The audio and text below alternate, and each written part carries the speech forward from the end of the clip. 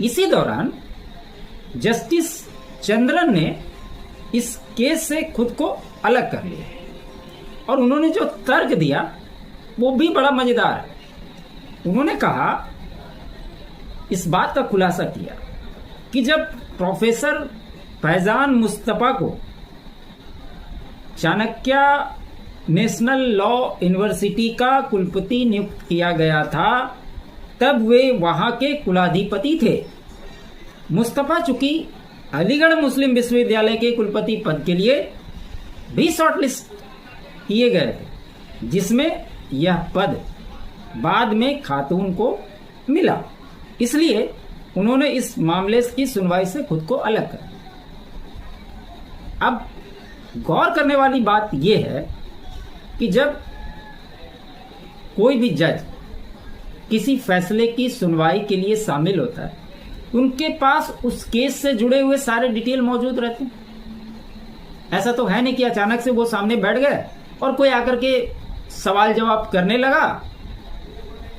तो आपने देखा है ना, टीवी डिबेट में समाजवादी पार्टी का प्रवक्ता अनुराग भदौरिया, उसको सिस्टम कोई भी हो, उसको आलू प्याज टमाटर भाजपा हिंदू मुस्लिम ये इतना एकदम 4 लाइन रटा रटाया है, किसी भी टॉपिक पे बैठा लीजिए वो वही बातें दोहराएगा, इसके अलावा कुछ बोलेगा ही। तो क्या इसी प्रकार से जब सुप्रीम कोर्ट में कोई जजों की बेंच गठित होती है तो क्या उनको उस केस के बारे में मालूम नहीं होता है? यह भी अपने आप में बड़ा सवाल है।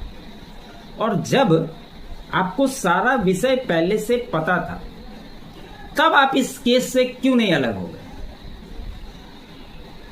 कौन है फैजान मुस्तफा? क्या उसका नाम जब सुनवाई हो रही थी तब आया? उसके पहले उसका नाम नहीं आया था? ये भी बातें महत्वपूर्ण हो जाए। अब इसमें कपिल सिब्बल ने जो तर्क दिया था वो भी जरा समझिए। मामले की जांच जरूरी है, ये कपिल सिब्बल कहते हैं। सिब्बल ने दलील दी, अगर 2 वोट निकाल दिए जाएं तो सिर्फ 6 वोट मिलेंगे।